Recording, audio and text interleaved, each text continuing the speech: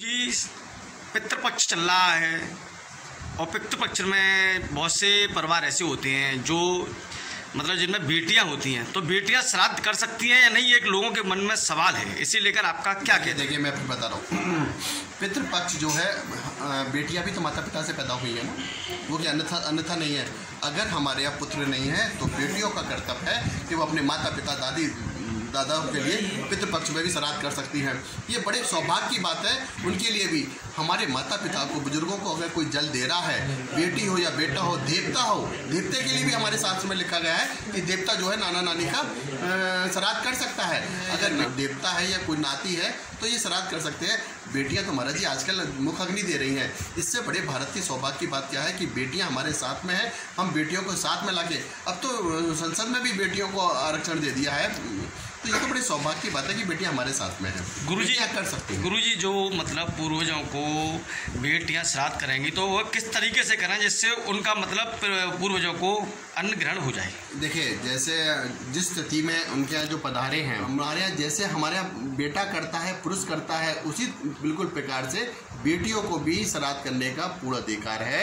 उस ब्राह्मणों को बुलाकर उनको जल दें, अपने माता पिता दादी दादाओं के जल दें, जल तर्पण करें। ये सारे काम बेटियां कर सकती हैं। एक पंडित को बुला के जैसे किया जाता है वैसे कर सकती हैं, बड़ी सहज सरलता से कर सकती हैं। इसके लिए कुछ भी नहीं है। अगर कोई बेटी नहीं कर पा रही है तो वो अपने माता पिता के नाम से उस दिन का भोजन 4 रोटी पूड़ी बना के गौ को खिला दे तो भी उनके माता पिता की आत्मा को शांति मिलेगी। कहीं कहीं कैसे परिवारों में बेटियां फंस जाती हैं, नहीं कर पाती हैं, और बेटियां हैं तो वो कुछ ना करें, अपने माता पिता के नाम से गौ को या किसी ब्राह्मण को या किसी गरीब को भोजन करा दे तो भी उनकी आत्मा को शांति मिलती है। पितृपक्ष में जरूर अपने पितरों के लिए कुछ ना कुछ करना चाहिए।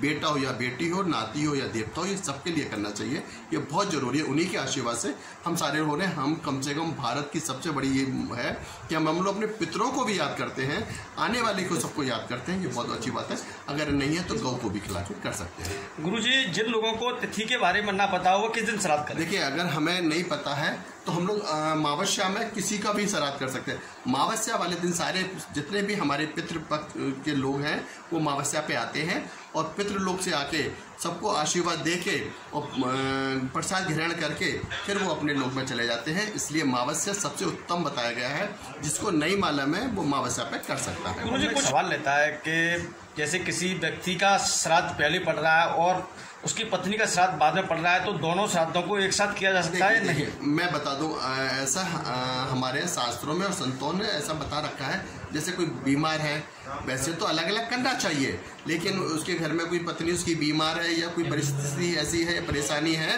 तो पिता के श्राद्ध में माँ का श्राद्ध किया जा सकता है। माँ के श्राद्ध में पिता का श्राद्ध नहीं करना चाहिए। बड़े के साथ में छोटे को खिला दिया जाता है।